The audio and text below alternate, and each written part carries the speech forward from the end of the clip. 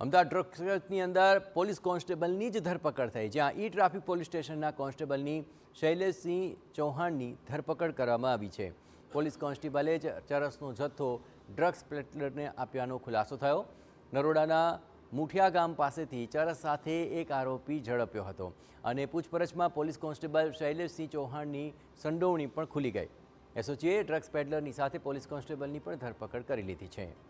SOG ક્રાઇમે 4,68,000ના 1 kilo 872 ગ્રામ ચરસ સાથે અજય ઉર્ફે બાદશાહ બંધેલ નામના ડ્રગ્સ પેડલરને પકડ્યો છે।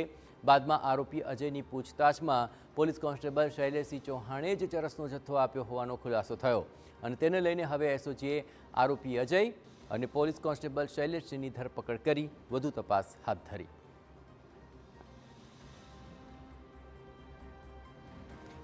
તો ન માત્ર ડ્રગ્સ પેડલર પરંતુ પોલીસ કોન્સ્ટેબલ બંનેની સંડોવણી ખુલી અને ઈ ટ્રાફિક પોલીસ સ્ટેશનના આ કોન્સ્ટેબલની ધરપકડ થતાની સાથે જ તેની વિરુદ્ધ કાર્યવાહી પણ હાથ ધરાઈ।